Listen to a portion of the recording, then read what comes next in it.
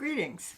This is Jai Kartar with another installment of Yoga with the Stars, the special series honoring the coming together of Jupiter and Neptune in the sign of Pisces. And these two planets are the co-rulers of Pisces, the most spiritual of signs, the sign that's the ending of things.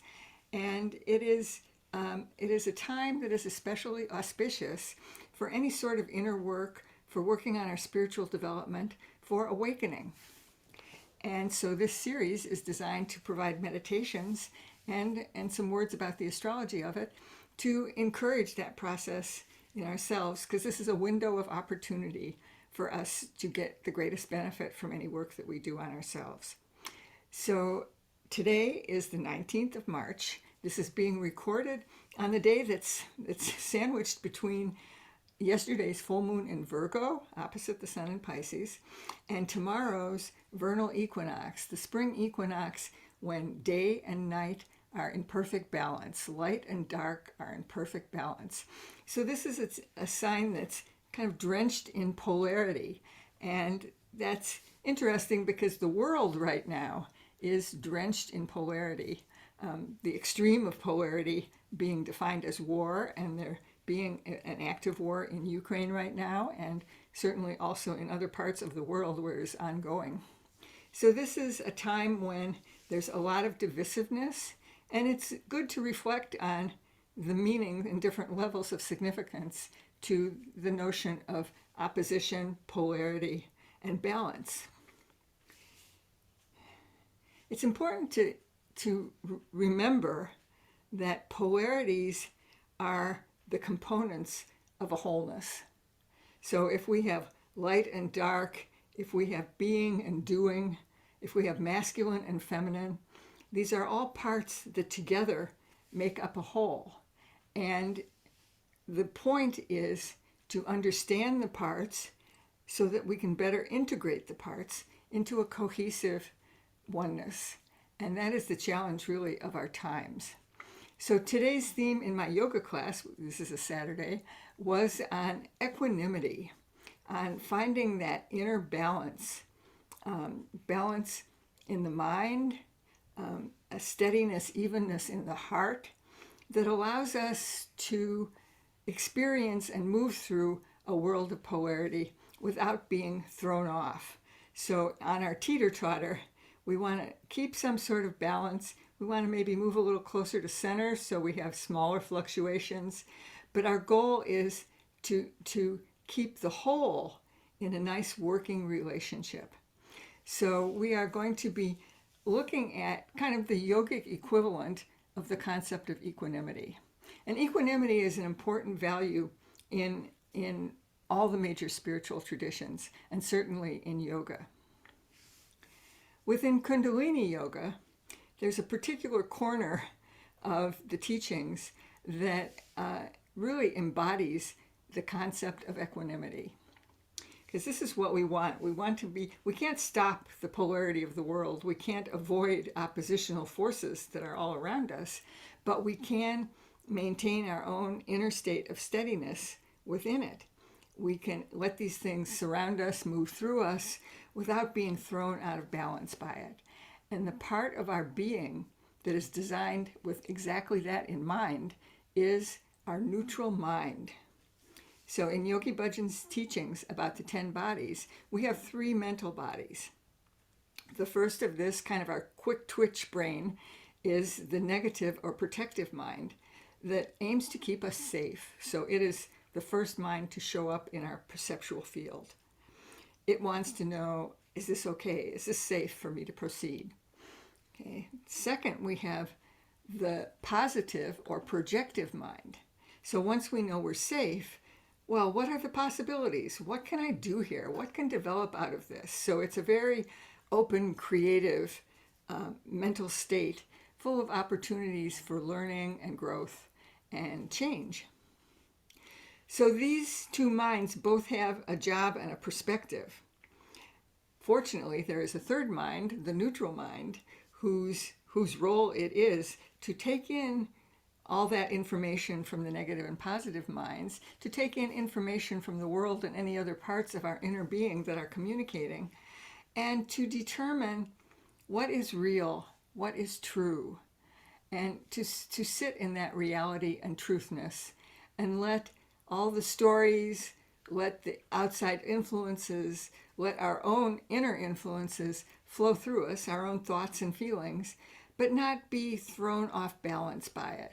To be able to let it all flow by, but maintain a state of presence through it all. So this is something that would serve us really well in the very changeful times that we are experiencing right now. So we're going to be doing a meditation from the Mind book for the neutral mind. It uses the mantra Waheguru, but it uses it in a very specific and very, very neutral way. We're going to break the... So Waheguru is an exclamation of ecstasy, moving from darkness to light. Guru, darkness to light. So it's a joyful exclamatory word, but we're not going to use it in exactly that way. We're going to break it down to its component syllables. Wa, he, gu, ru. And we're going to be mentally repeating these in that way so that each syllable has a little space between it before the next one is spoken. And those spaces are really important. The neutral mind maintains itself in those spaces. Those little gaps are gaps that we can have all through our day, little gaps where the neutral mind can just apprehend reality in the midst of the syllables passing through. So we will be mentally repeating Wa, He, Gu, Ru. Simple. My favorite meditations, and I feel like the most powerful ones, are often the simplest ones. Our position is also very simple. We are sitting in easy pose. Left hand in the lap, right hand rests in the left hand.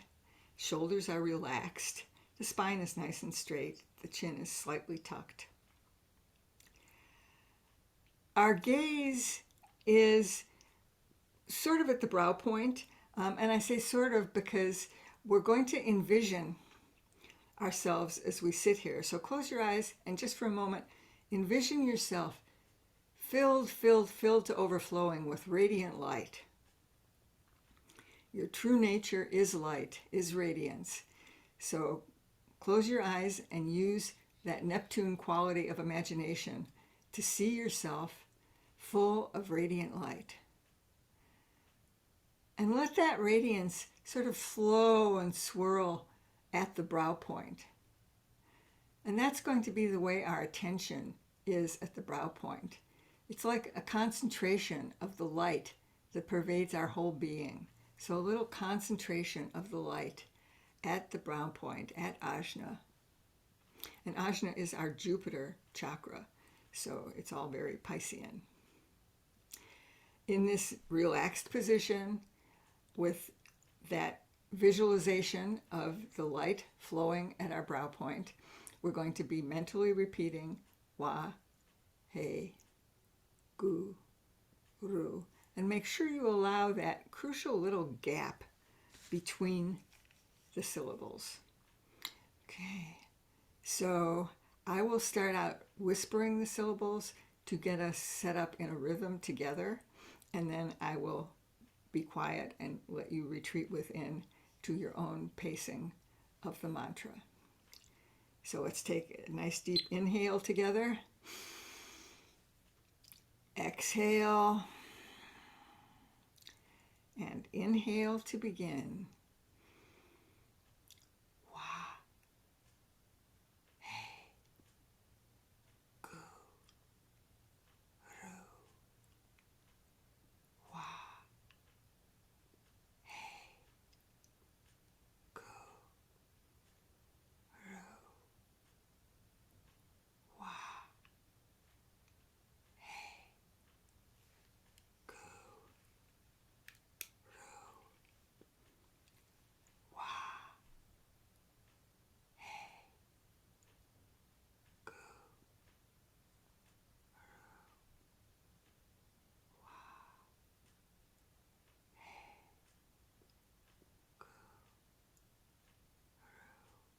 continue silently.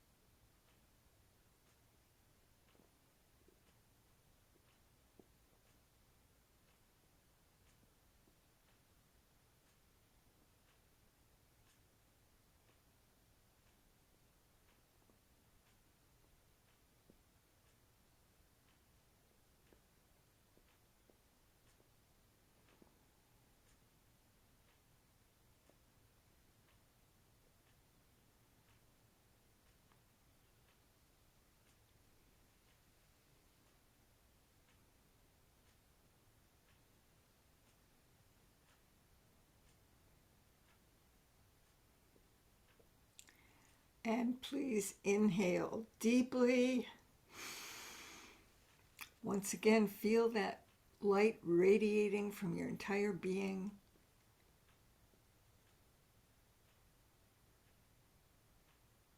Exhale. And once again, inhale. Feel that light radiating to fill the entire space, the house, the apartment, the place that you're sitting, filling it with light.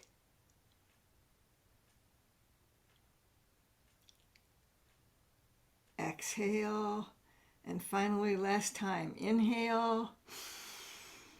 And feel that light spilling out into the world wherever it is needed, flying to where it is needed, being absorbed wherever it is needed,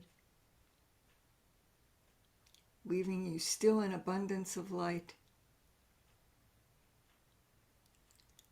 And exhale.